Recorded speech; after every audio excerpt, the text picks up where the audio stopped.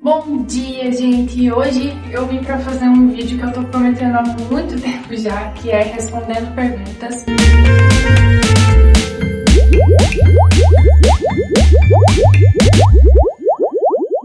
Eu sou das antigas, então anotei as principais perguntas em um caderno para não me perder falando com vocês.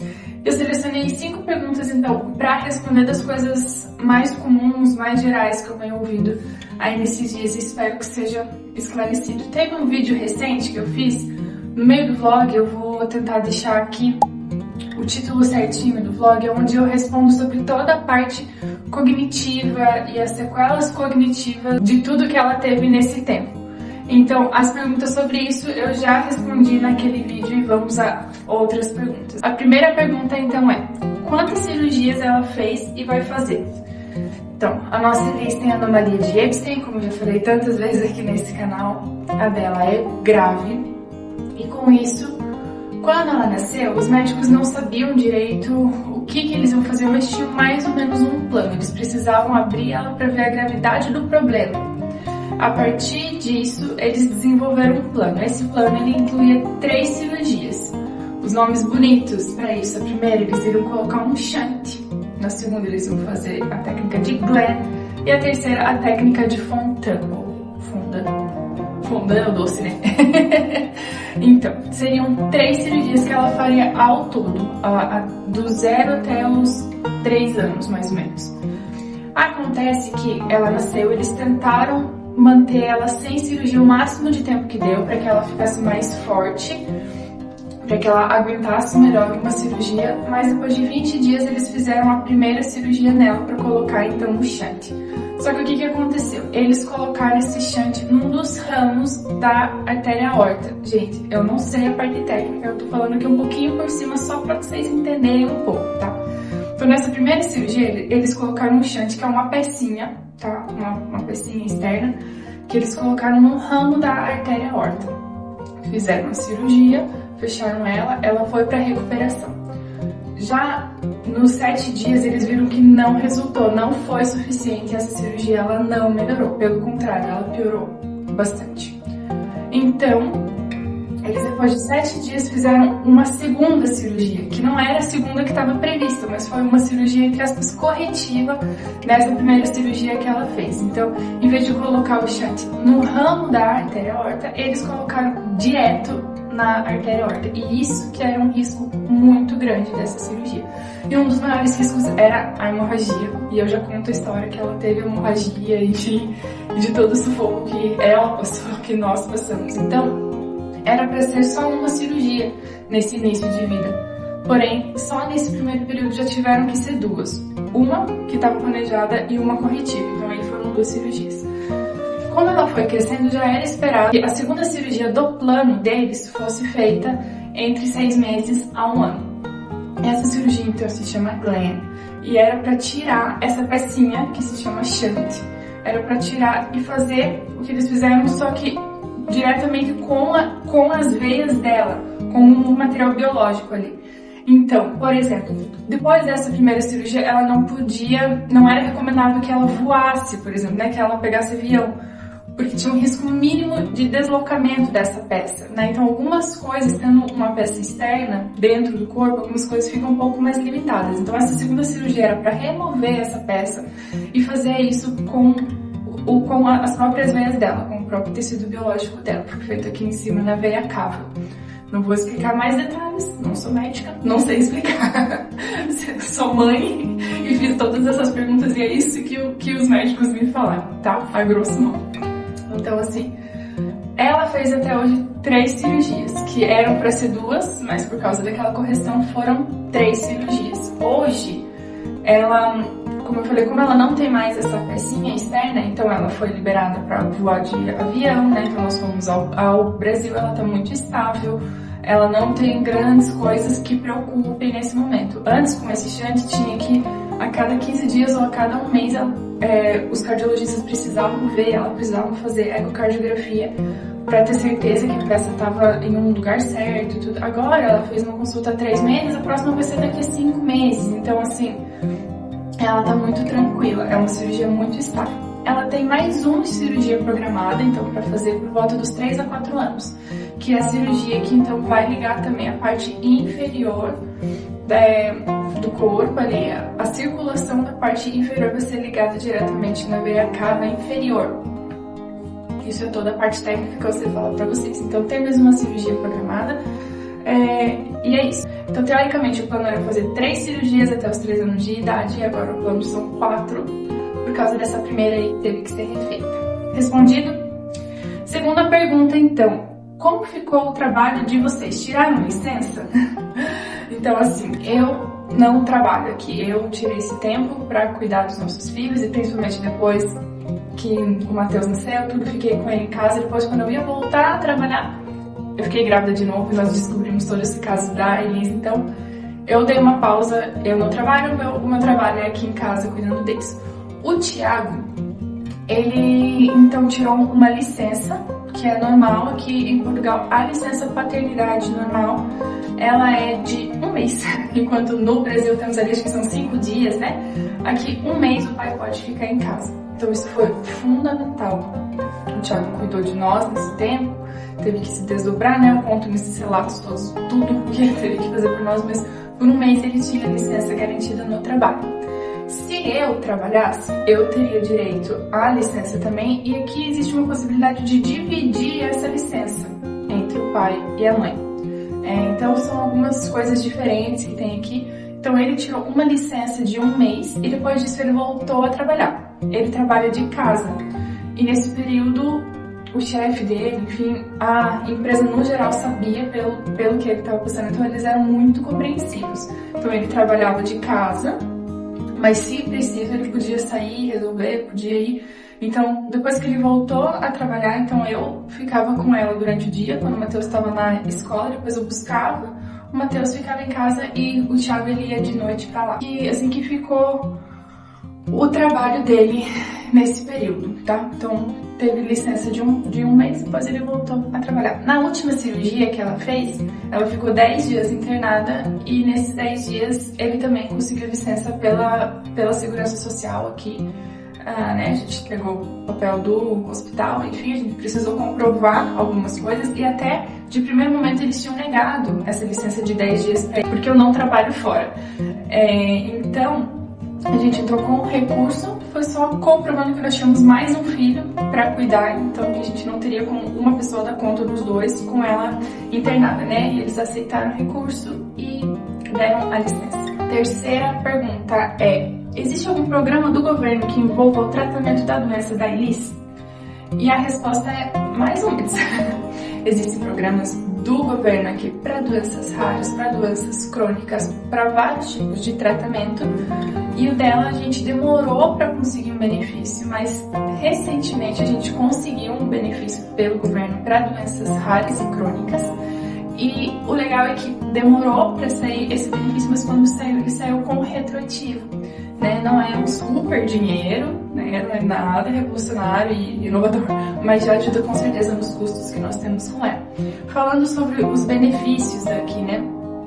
Os portugueses, eles se consideram com pouco benefício comparado a outros países da Europa. Nós brasileiros, a gente tem mania de colocar a Europa num bolo só, por causa da União Europeia, enfim, então que lá na Europa é tudo maravilhoso, a saúde é maravilhosa. E não é bem assim. Eu já falei várias vezes que eu não reclamo do serviço público de saúde daqui de jeito nenhum. Na minha cesárea, sim. Mas o que diz respeito ao tratamento da Elise, a gente foi muito bem aportado, suportado aqui. Mas não achem que é tudo lindo, maravilhoso, que não é um SUS aqui. Enfim, tem várias diferenças que é para outro tópico que eu posso comentar em outro momento. Mas, de modo geral, não é tão fácil conseguir muitos benefícios. Aqui é tudo muito burocrático, precisa de muita comprovação, né? Os médicos daqui foram muito solícitos em nos dar vários documentos que nos foram pedidos nesse tempo. Então, sim, eles recebem um pequeno benefício do governo para ajudar no tratamento dela. Quarta pergunta. Vocês pensam ou pensaram em voltar para o Brasil por causa da doença dela? A resposta é não. Nós fomos recentemente visitar o Brasil, ficamos bastante tempo lá, né? 2 meses e meio. E assim, vocês sabem, sou cristã, tenho muita fé E quando nós descobrimos a doença dela, eu confesso que em algumas conversas com a minha família eles falaram: tá, vocês não pensam em vir pra cá, vocês não pensam... E uma coisa dentro de mim, gente, deixava claro: não, se eu sentir que eu não tô sendo suportada aqui, sim. Mas desde o começo, a gente teve a nossa luta que eu conto, né, pra não abortar, pra não tirar ela. Mas, por outro lado, a gente sempre teve todo o recurso necessário pro tratamento dela. A gente não sabia, mas Deus sabia que um dos melhores cirurgiões cardíacos pediátricos tá aqui, em Lisboa. E foi quem fez a cirurgia dela. Depois que ele fez a cirurgia dela, que nós fomos atrás, fomos ver quem ele era, gente, ele é referência pra Europa. Tem crianças de vários países que vêm cá fazer cirurgia com ele. Ele é o único aqui dessa região toda que faz cirurgias tão complexas como foi no caso da Elis. Então, assim, Deus nos colocou na mão das pessoas certas, assim. Então, quando a gente percebeu isso, a gente falou: não, ela tá muito bem amparada aqui, a gente tá muito bem amparado, e nós não pensamos em voltar pra lá. Pelo menos não em um futuro próximo. Isso não é algo que tá nos nossos planos, não. Que nem eu falei, é esquisito, talvez seja natural em um caso desse a gente voltar. Só que quando a gente tava lá dessa vez, a gente teve algum contato com pessoas que precisaram de tratamento tanto pelo SUS quanto pro plano de saúde. E, gente, foi uma bagunça, pelo menos nesse caso que nós acompanhamos tão de perto, foi uma bagunça. A pessoa precisava de uma intervenção imediata e o plano não liberava. Ela teve que esperar 12 horas para poder fazer o procedimento, porque o plano não liberava. Então, assim, das coisas que a gente viu lá, a gente agradece muito por poder continuar o tratamento da Elis daqui, de Lisboa, Portugal. Que aqui, no caso dela, nós somos muito bem amparados a com ele, né? Eu tenho o telefone onde a gente consegue falar diretamente com os médicos dela lá do hospital. Então, se a gente tem alguma dúvida, a gente liga direto pra eles. A gente não precisa ficar caindo numa central esperando horas. A gente tem um número pra ligar direto pra eles. Que nem eu falei, eles nos deram muita documentação pra gente conseguir benefício. Eles ficam muito em cima. Até remédio a gente ganhou do próprio hospital. A gente ganhou seringas. Então, assim, a gente teve muito aporte nessa parte de saúde dela. Então, não, o tratamento dela tá aqui, a gente tá muito satisfeito com o que tem sido feito e vamos ficar. A gente ama morar aqui, somos brasileiros apaixonados por Portugal. Não com uma visão irreal das coisas, mas nós amamos essa terra, nós amamos morar aqui. A quinta e última pergunta que eu recebi, ela é um pouco complexa, talvez entre num tema aí complexo, mas ela é assim: os médicos teriam conseguido resolver o problema sem um milagre? E aqui a gente entra então nessa questão de médicos versus milagre, né? A gente acredita muito em Deus, temos muita fé, e sim, nós acreditamos que foi um milagre. E de nenhuma forma isso exclui o trabalho dos médicos. Como eu falei, nós não sabíamos que aqui estava esse cirurgião super capacitado para fazer a cirurgia dela, mas Deus sabia. Então foi um milagre a gente estar aqui quando isso tudo aconteceu, né?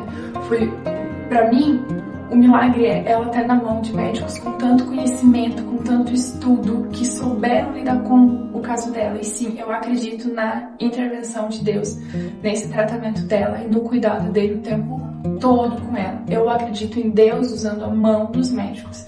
Eu lembro que nessa última cirurgia que ela fez, eu tava um pouco aflita, um pouco apreensiva, né? E eu até relatei assim que o médico veio me falar que a cirurgia seria de 4 a 5 horas.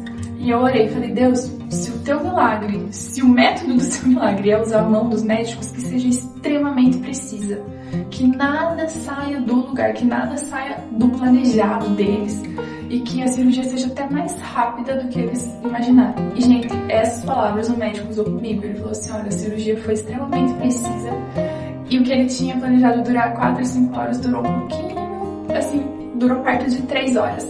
Então, foi mais rápido. Isso pode ser uma grande coincidência? Eu acho que não. Eu acredito em Deus em todo o processo de milagre na vida dela.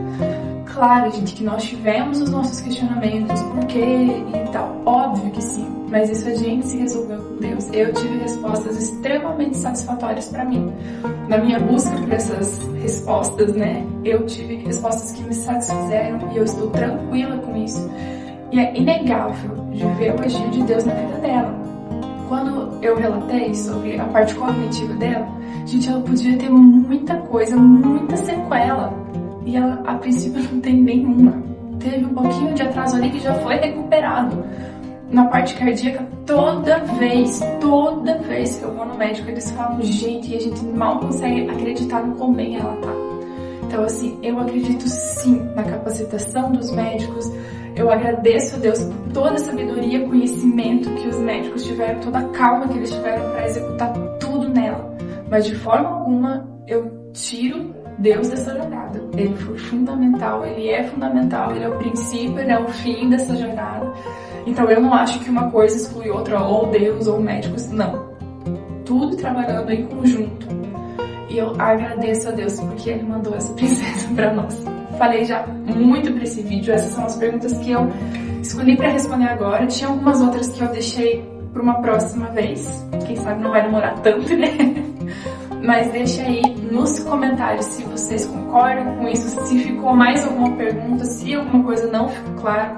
Já peço também para deixar like nesse vídeo, isso me ajuda com o crescimento do canal, para que a história da nossa pequena seja conhecida.